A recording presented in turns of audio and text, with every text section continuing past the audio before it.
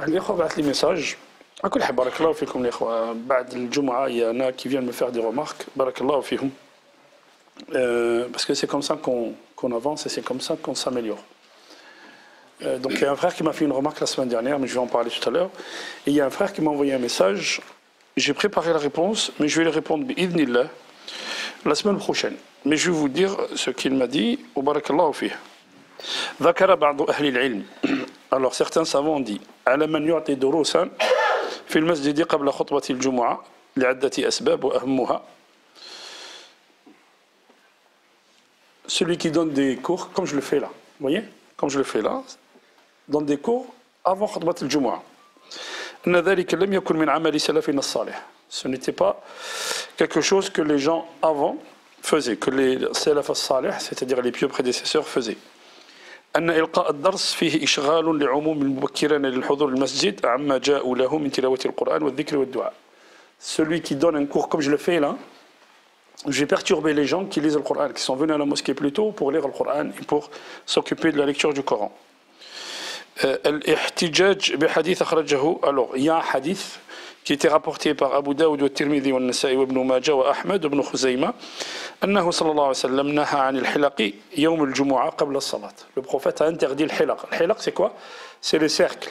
Les cercles ou les conférences de... Les cercles dans lesquels les gens... Allez, ouais... يتباحثون بارك الله فيك. Ils parlent entre eux mais في مجال الدنيا. ولهذا نجد المحدث الألباني يرى عدم جواز ذلك وأن من فعله آثم.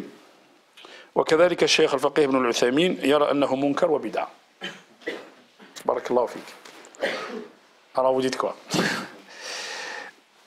Alors le Cheikh Al-Albani, il trouve que ça c'est interdit.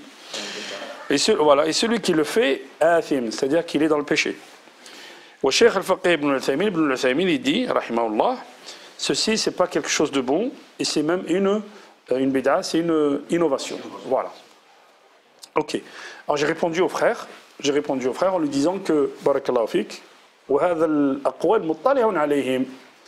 Vous pensez bien que j'ai lu et je sais ce que dit Cheikh Al-Albani et Cheikh Al-Uthaymin sur ça. Pensez bien quand même que je ne le fais pas comme ça de ma tête.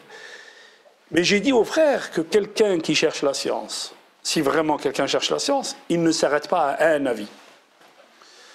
Parce que Ibn Jabril, il dit le contraire de ce que dit Al-Uthaymin, Cheikh Al-Uthaymin et Cheikh Al-Albani. Il dit exactement le contraire.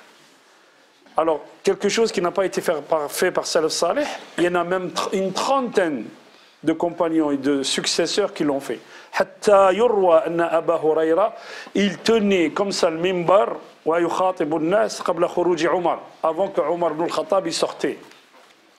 Donc vous voyez, je peux apporter d'autres arguments, mais j'ai tout un dossier, Inch'Allah, que je vous apporterai la semaine prochaine. Et je vous apporterai tous les arguments, bi'idhnillah. Et si la personne s'arrête juste à un avis de Cheikh Al-Uthaymin ou Cheikh Al-Albani, ben, il n'ira pas loin, le frère. Parce qu'il faut lire. Talib al-ilm, il ne s'arrête pas à un avis. Chaque savant, soit on lui a rapporté une réponse, soit...